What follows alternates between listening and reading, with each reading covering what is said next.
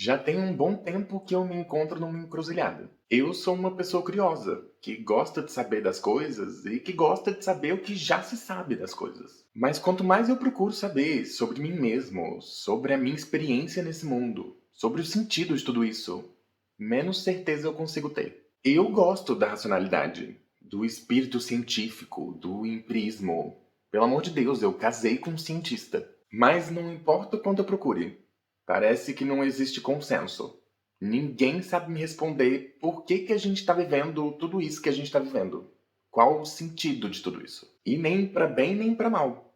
A gente até consegue traçar uma linha de acontecimentos para entender como que a gente chegou onde a gente está. Mas é só. Nada tem sentido, nada tem significado. Nós somos um monte de átomos mecanizados vivendo a esmo, numa existência sem porquê. A gente tá onde tá por puro acaso, por uma série de acontecimentos aleatórios que junto deu no que deu e no que tá dando. Mas eu não consigo acreditar nisso. Deve ter alguma coisa que eu não tô percebendo. Alguma coisa que a lógica, o pensamento racional e científico não tá conseguindo me explicar. Ou que talvez não consiga explicar.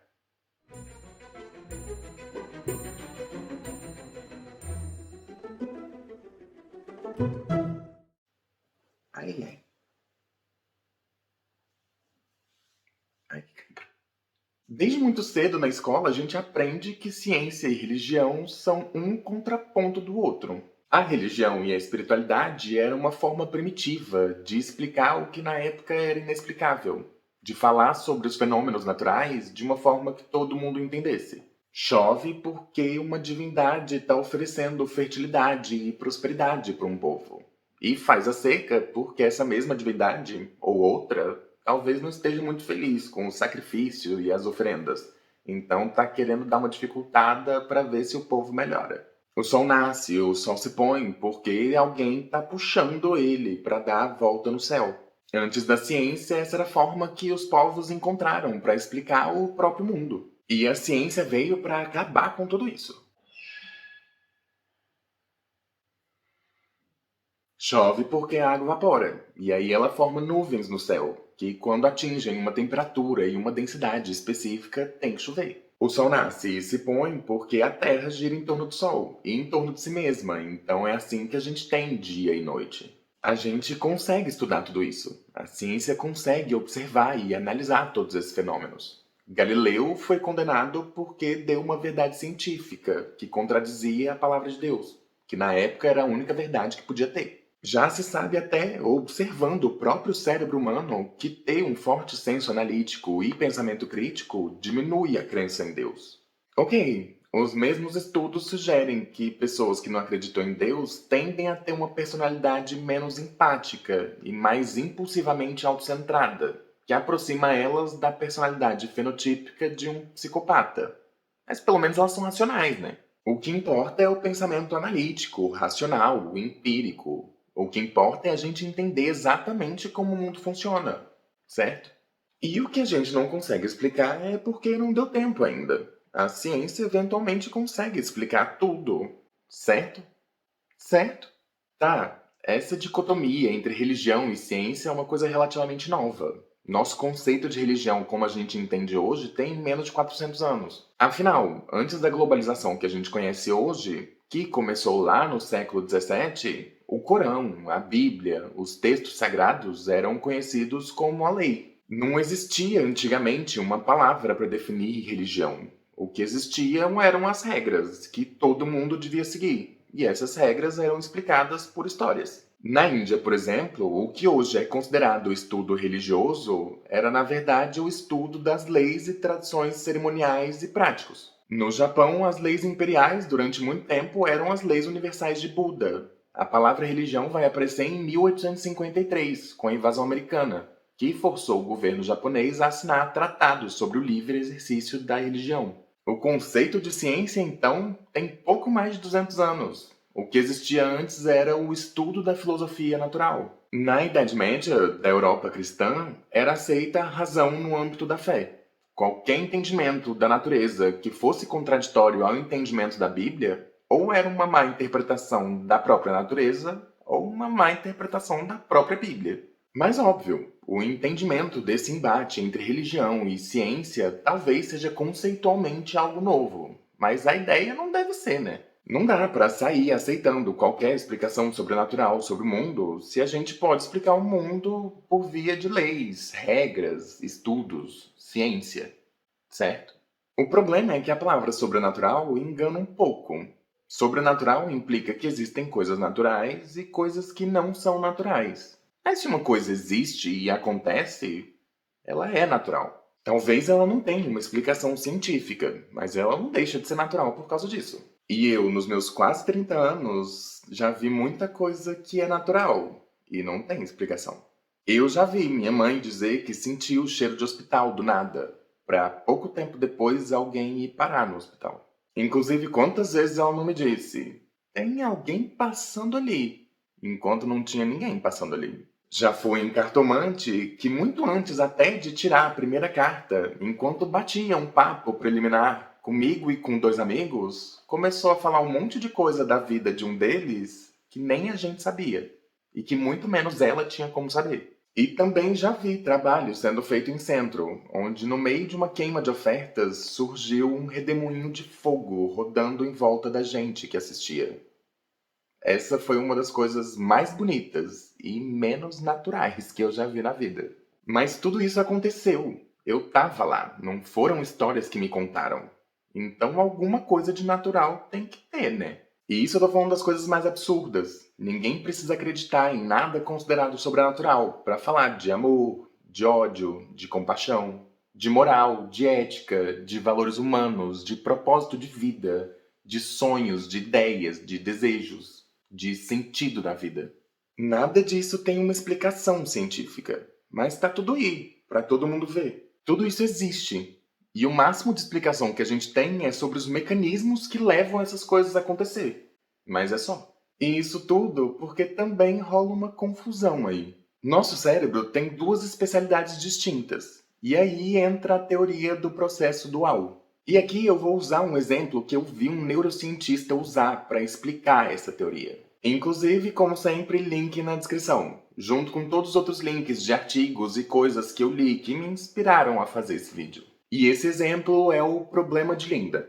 Imagina uma mulher chamada Linda. Agora, imagina que essa Linda é uma pessoa super extrovertida e inteligente, e que durante a faculdade ela era muito preocupada com justiça social, direitos humanos, com os problemas da discriminação e do preconceito. Imaginou? Agora eu te pergunto, a Linda hoje em dia, ela é bancária ou bancária e feminista? Essas são as opções. E eu vou dar um tempinho para você pensar. Agora eu posso te contar a resposta. Tanto faz. A pessoa é imaginária, nem tem resposta certa. Agora, quando você foi pensar na resposta, você acionou um de dois mecanismos na sua cabeça. Se você naturalmente pensa de forma crítica, analítica e lógica, sua resposta foi de que ela é bancária, e só bancária. Estatisticamente, se a gente fosse desenhar um gráfico, existem mais mulheres que são bancárias do que mulheres que são bancárias e feministas. Então, a resposta mais lógica é de que, estatisticamente, a probabilidade é de que ela seja só bancária. Porém, provavelmente você deve estar sentindo uma revolta interna ou no mínimo se perguntando: ele tá falando sério?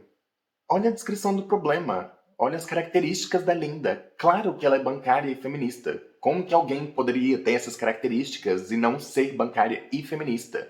E ainda mais me dizer que eu não tô pensando de forma lógica. Isso porque você acionou um processo mental diferente, um processo empático, intuitivo, voltado para as questões sociais, para os contextos abstratos.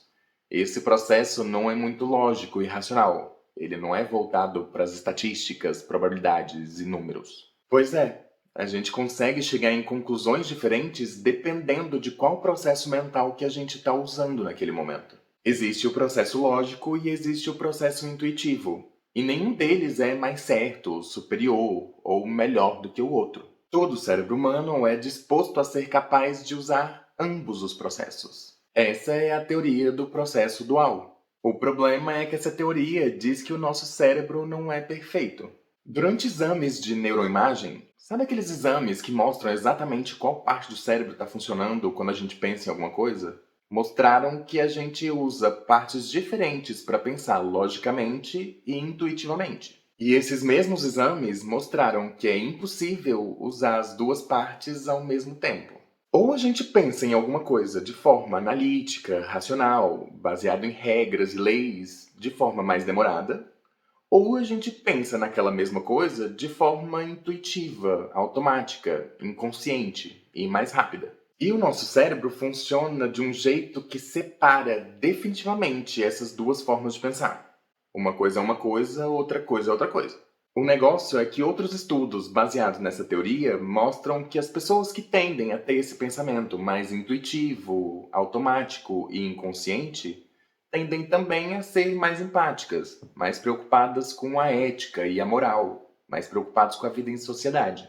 E elas também tendem a ser mais religiosas e espiritualizadas. E quem tende a ter esses processos mais voltados para a parte analítica, lógica, racional, também tende a ser mais crítico e tende a se dar bem melhor em testes de QI. O problema é que, como eu disse, só tem como acionar um processo de cada vez. Então, as pessoas que tendem a ser mais intuitivas, morais e éticas também tendem a ser menos críticas e menos racionais. E as pessoas que tendem a ser mais racionais e lógicas também tendem a ser menos empáticas, menos preocupadas com a moral e com a vida em sociedade. Lembra que eu disse lá no começo que pessoas que tendem a ser muito racionais têm uma personalidade que se assemelha muito com o fenótipo do psicopata?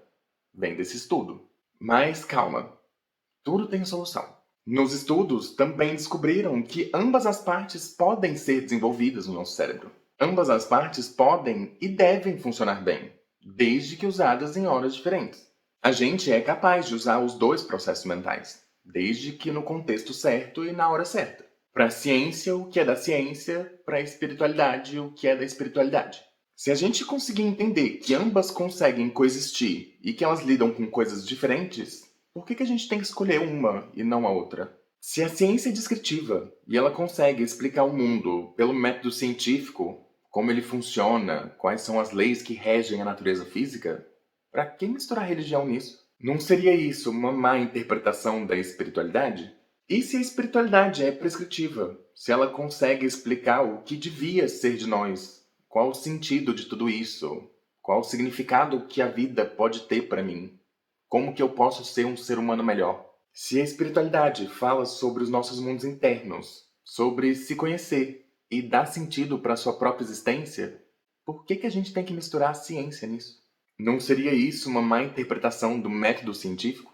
E se a ciência não está preocupada em dizer se Deus existe ou não, e se a vida tem sentido, é certo dizer que por falta de evidência a gente não pode acreditar? É racional a gente usar a ciência para negar a existência de um mundo metafísico se a ciência não está preocupada com o mundo metafísico? E se a espiritualidade não tiver interesse no mundo físico, nos fenômenos naturais, e não resolver se meter no conhecimento científico, é certo procurar na ciência uma explicação para ela? E se eu quiser encontrar um equilíbrio, aproveitar o melhor e o máximo de ambas as partes, para ter um conhecimento mais completo sobre eu mesmo e o mundo? E se eu quiser acreditar na ciência e na espiritualidade?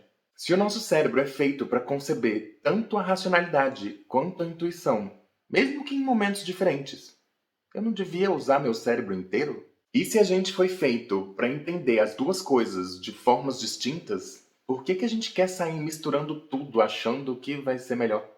E aqui eu vou terminar com uma citação de Albert Einstein. O texto original completo em inglês vai estar na descrição, mas aqui vai uma tradução livre minha. Agora, embora os domínios da religião e da ciência em si mesmos sejam claramente separados um do outro, contudo, existem entre elas fortes relações recíprocas e dependentes. Embora a religião seja o que determina os objetivos, todavia aprendeu com a ciência, no sentido mais geral, quais os meios vai contribuir para a obtenção desses objetivos que designou. Mas a ciência só pode ser criada por aqueles que estão completamente imbuídos com um anseio direcionado à verdade e ao entendimento. Essa fonte de sentimento, contudo, surge da esfera da religião, E a essa também pertence a fé na possibilidade que as regras válidas para o mundo da existência são racionais, ou seja, compreendidas pela razão. Eu não consigo conceber um cientista genuíno sem essa fé profunda. A situação pode ser expressada por uma imagem. A ciência sem religião é falha. A religião sem ciência é cega. Se você gostou do vídeo, aquele papo de sempre, se inscreve no canal. Isso sempre ajuda a gente. Eu vou ficando por aqui. E até mais.